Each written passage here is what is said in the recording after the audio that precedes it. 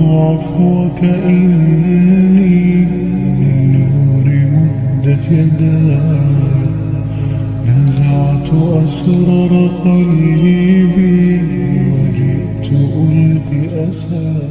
അസ്സലാമു അലൈക്കും. വെള്ളി വെളിച്ചത്തിലേക്ക് സ്വാഗതം. ബിസ്മില്ലാഹി വൽഹംദുലില്ലാഹി വസ്സലാത്തു വസ്സലാമു അലാ റസൂലില്ലാഹി വഅലാ ആലിഹി വസഹ്ബിഹിൽ ഫായിസീന ബിർളില്ലാഹ്. രാജ്യത്തിൻ്റെ പ്രസിഡന്റോ പ്രധാനമന്ത്രിയോ നമ്മുടെ സംസ്ഥാനത്ത് വരികയാണെങ്കിൽ സ്റ്റേറ്റ് ഭരണകൂടവും ജില്ലാ ഭരണകൂടവും ഒക്കെ സ്വീകരിക്കാനുള്ള ഒരുക്കങ്ങൾ നടത്തുന്നതും സുരക്ഷാ ക്രമീകരണങ്ങളും നാം കാണാറുണ്ട്. ഏതെങ്കിലും പ്രധാന പ്രോഗ്രാമുകളിലേക്ക് ഒരു വിശിഷ്ടാതിഥി കടന്നു വരുമ്പോൾ ദിവസങ്ങൾക്ക് മുമ്പ് തന്നെ അതിഥിയെ സ്വീകരിക്കാനുള്ള തയ്യാറെടുപ്പുകൾ സ്വാഭാവികം മാത്രം.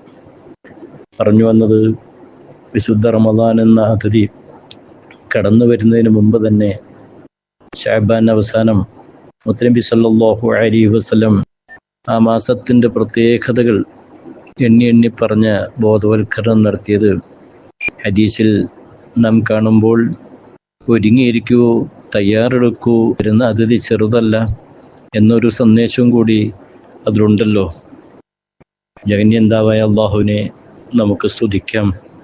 വിശ്വാസികളായ നാം ഇപ്പോൾ വ്രതനാളിലാണ്, വിശുദ്ധ റമദാനിലാണ്. പാപങ്ങളൊക്കെ കഴുകിക്കളഞ്ഞ് ഹൃദയ സംസ്കരണവും തഖ്വയുമൊക്കെ സാധ്യമാകുന്ന ഒരു പുണ്യനാളിൽ വേണ്ടുവോളം അതിനെ ആസ്വദിക്കാൻ കഴിയണം. എപ്പോൾ എന്ത് എങ്ങനെ ഒന്നും പറയാൻ കഴിയില്ലല്ലോ. മുഅ്തമർ റളിയല്ലാഹു അൻഹു പറഞ്ഞത് കാണാം, റമദാൻ പിറന്നാൽ എൻ്റെ പിതാവ് ഞങ്ങളെ വിളിച്ചുണർത്തുന്നു, ഖൂമൂ ഫലഅല്ലക്കും ലാ തുദ്രിക്കുഹു ബഅദ ആമിക്കും ഹാദാ. ഈ വർഷം കഴിഞ്ഞ് ഇനി റമദാൻ നിങ്ങൾക്ക് അഭിമുഖീകരിക്കാൻ സാധിക്കുമോ എന്ന് നിശ്ചയമില്ലല്ലോ, അതുകൊണ്ട് എണീക്കൂ, സജീവമാകൂ എന്ന് പറയാറുണ്ടായിരുന്നു. അതെ, മനാഥന്മാർ അത് ചെയ്യണം. ഗുരുവന്മാർ ശിഷ്യരെ ബോധവൽക്കരിക്കണം. ഇമാമുമാർ ജനങ്ങളെ ബോധവൽക്കരിക്കണം. തൻ്റെ ആശ്രിതരെയും തനിക്ക് ബന്ധപ്പെട്ടവരെയും ഒക്കെ ബോധവൽക്കരിച്ചുകൊണ്ട് ഇരിക്കണം. റമദാൻ സമാഗത നിമിഷങ്ങൾ, രാത്രി സമയങ്ങൾ, ഒബിൽ അസ്ഹാരി ഹും യസ്തഗ്ഫിറൂൻ. പതിരാ നേരത്ത് താഴെ സമയത്തൊക്കെ ഇസ്തിഗ്ഫാർ ചെയ്യുന്നവരാണ് വിശ്വാസികൾ എന്ന് ഖുർആൻ പരിചയപ്പെടുത്തുക. രാത്രിയുടെ യാമങ്ങൾ മുഴുവനും ഉറങ്ങിത്തുലയ്ക്കേണ്ടതല്ല, പിന്നെ പകലും ഉറക്കത്തോടുറക്കം. അങ്ങനെയല്ല, ശരീരത്തിൻ്റെ ആരോഗ്യം നിലനിർത്താനുള്ള ഉറക്കം അത് അള്ളാഹു നമുക്ക് സംവിധാനിച്ചിട്ടുള്ളതാണ്, അത് ചെയ്യണം. ഭക്ഷണം അങ്ങനെ തന്നെയാണല്ലോ. പക്ഷേ നിശ്ചിത സമയത്ത് ഭക്ഷണം മാറ്റിവെക്കാൻ വേണ്ടി വ്രതത്തിലൂടെ അള്ളാഹു കൽപ്പിക്കുമ്പോൾ അതിൽ തഖ്വ, സംസ്കരണം, ഹൃദയശുദ്ധീകരണം, ഈമാൻ വർദ്ധനവ്, അള്ളാഹുവിൻ്റെ തൃപ്തി, ഒപ്പം ഭൗതികമായിട്ടും ചില നേട്ടങ്ങൾ അതിലൂടെ ഉണ്ട് എന്നാണല്ലോ. പ്രവാചകൻ സല്ലല്ലാഹു അലൈഹി വസല്ലം തങ്ങളുടെ ഒരു വാചകം തന്നെ തൊബറാനി ഉദ്ധരിക്കുന്നു നോക്കാം, ഖൂമൂ തസ്ഹു, നിങ്ങൾ വ്രതമെടുക്കൂ, നോമ്പെടുക്കൂ, അങ്ങനെ നിങ്ങൾ ആരോഗ്യവാന്മാരാകൂ.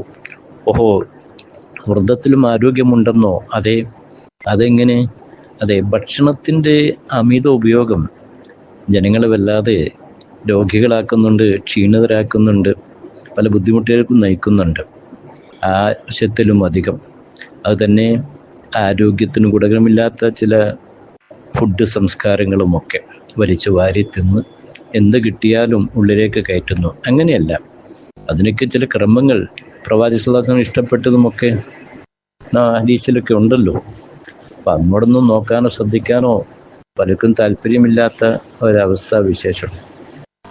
വ്രതം യഥാർത്ഥത്തിൽ ആരോഗ്യത്തിന് ഗുണം ചെയ്യുന്നുണ്ട്. അതാണല്ലോ നിബിധങ്ങൾ നിങ്ങൾ ആരോഗ്യവാന്മാരാകൂ എന്ന് പറഞ്ഞ്.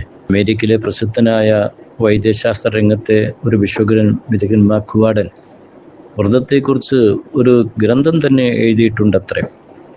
അപ്പോൾ അതിൽ ശരീരത്തിൻ്റെ ആരോഗ്യത്തെക്കുറിച്ചിട്ടാണ് അദ്ദേഹം സംസാരിക്കുന്നത്. ശരീരത്തിലൊക്കെ അടിഞ്ഞുകൂടുന്ന കൊഴുപ്പുകൾ പോകുവാനും അതുപോലെ ഭക്ഷണത്തിലൂടെയും മരുന്നിലൂടെയൊക്കെ വന്നു ചേരുന്ന ചില വിഷാംശങ്ങളൊക്കെ ദൂരീകരിക്കുവാനുമൊക്കെ വ്രതം കാരണമാകും. അതുപോലെ രോഗികളല്ലാത്ത ആളുകളും വ്രതമെടുക്കൽ നല്ലതാണ് എന്ന് അദ്ദേഹം സമർത്ഥിക്കുന്നുവെങ്കിൽ നമ്മുടെ നാട്ടിലെ വൈദ്യന്മാരോടും ഡോക്ടർമാരോടൊക്കെ ഒന്ന് ചോദിക്കൂ. ഈ നിശ്ചിത സമയത്ത് ആഹാരം ഒന്ന് മാറ്റിവെച്ച് ഇസ്ലാം പറഞ്ഞ ഈ നോമ്പിൻ്റെ ആരും അത് മോശമെന്നോ വിനാശകരമെന്നോ പറയാൻ ബുദ്ധിയുള്ളവരോ നിഷ്പക്ഷവാദികളോ തയ്യാറാവില്ല. പറഞ്ഞു വന്നത് ഭൗതികമായ അനുഗ്രഹങ്ങളും അത് നിസ്കാരത്തിലുമൊക്കെ ഉണ്ടല്ലോ. ഈമാന്റെ വർധനവും അള്ളാഹുവിൻ്റെ പൊരുത്തത്തോടൊപ്പം ചില ശാരീരിക ആരോഗ്യ രഹസ്യങ്ങളുമൊക്കെ അതിലൂടെ വന്നു ചേരുന്നു. അത് ഭൗതികമായ കാര്യങ്ങൾ.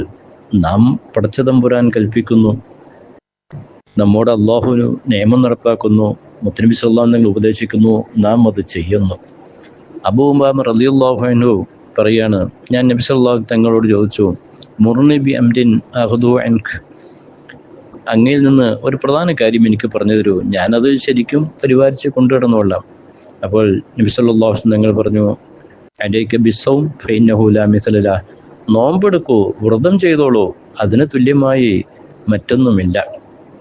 നബി സല്ലല്ലാഹു അലൈഹി വസല്ലം വ്രതാനുഷ്ഠാനികളെ ധാരാളം പ്രോത്സാഹിപ്പിച്ചിട്ടുണ്ട് ഇല്ലേ. നോമ്പുകാരൻ്റെ ദുആകൾക്ക് തന്നെ കിട്ടാൻ പോകുന്ന ഉത്തരങ്ങളും നാളെ വരാനിരിക്കുന്ന സ്വർഗലോകത്തിൽ സായിമീങ്ങൾ നോമ്പുകാരെ പ്രത്യേകം പടച്ച തമ്പുരാൻ്റെ നേട്ടങ്ങൾ വാരിക്കൂട്ടാൻ അവസരമുണ്ടാകുന്നതുമൊക്കെ ഹദീസിൽ പ്രവാചക സല്ലല്ലാഹു അലൈഹി വസല്ലം തങ്ങൾ നമ്മെ ഉത്ബോധിപ്പിക്കുമ്പോൾ, സുഹൃത്തുക്കളെ, സഹോദരങ്ങളെ, ആ വിശുദ്ധ റമളാനിലാണ് നാം. റമളാനു ഇലാ റമളാൻ വൽ ജുമുഅത്തു ഇലൽ ജുമുഅ വസ്സലാത്തു ഇലസ്സലാ മുകഫിറാത്തും ബൈനഹുന്ന.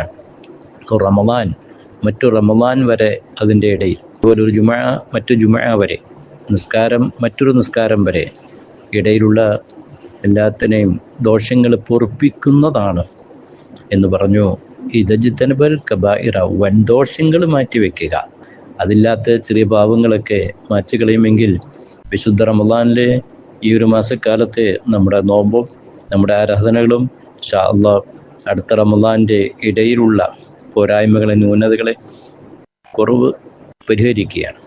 അപ്പോൾ റമളാനെ സ്വീകരിക്കാൻ ഒരുങ്ങിയിരിക്കണമെന്ന് ഹബീബായ നബി കരീം സല്ലല്ലാഹു അലൈഹി വസല്ലം തങ്ങൾ ഉപദേശിച്ചപ്പോൾ റമളാൻ്റെ ഒരുപാട് പ്രത്യേകതകളൊക്കെ പറഞ്ഞല്ലോ. പകൽ നോമ്പെടുക്കൽ, ഫർള്, രാത്രി നിസ്കാരം, അങ്ങനെ ഒരുപാട് പുണ്യകർമ്മങ്ങൾ, എന്നിട്ട് നോമ്പ് തുറപ്പിക്കുന്ന തുടങ്ങിയൊക്കെയുള്ള കാര്യങ്ങൾ ഹദീസിൽ തന്നെ കാണാം. ഷഹ്റുൽ മുവാസാത്ത്, പാരസ്പര്യത്തിൻ്റെ മാസമാണ് റമളാൻ, സഹനത്തിൻ്റെ മാസം. അതെ, ജനസേവനം നടക്കണം, സഹായങ്ങൾ നടക്കണം. അറബ് നാടുകളിലെ റമളാൻ ഒരുക്കങ്ങൾ മനോഹരമായ കാഴ്ചകളാണ്. ഇവിടെ ഗൾഫ് രാജ്യത്തെ പള്ളികൾ കാണാം, മഗ്രിബിനും അസ്ർ കഴിഞ്ഞാൽ നൂറുകണക്കിന്, ആയിരക്കണക്കെന്ന് പറഞ്ഞാലും തെറ്റില്ല, ഭക്ഷണപ്പൊതികൾ, നോമ്പ് തുറക്കാനുള്ള വിഭവങ്ങൾ, അതെ, നല്ല മനസ്സിൻ്റെ ഉടമകൾ അത് ദാനം ചെയ്യുകയാണ്. സഹോദരന്മാരുണ്ട്, വ്യവസായ പ്രമുഖരൊക്കെ ഉണ്ട്. അത് ഇത് നടക്കണം. പാവങ്ങളുടെ വിഷമങ്ങൾ കണ്ടറിയണം, പട്ടിണിക്കാരുടെ പരിഭവങ്ങൾ അത് മനസ്സിലാക്കണം മറ്റുള്ളവർ.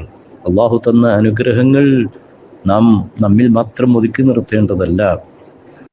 വേദനിക്കുന്നവൻ്റെയും കണ്ണുനീർ ഒലിക്കുന്നവൻ്റെയും വിഷമങ്ങൾ പേറി നടക്കുന്നവൻ്റെയും വേദനകൾ മനസ്സിലാക്കി സഹായഹസ്തങ്ങൾ എല്ലാ കാലത്തും ഉണ്ടാകണം.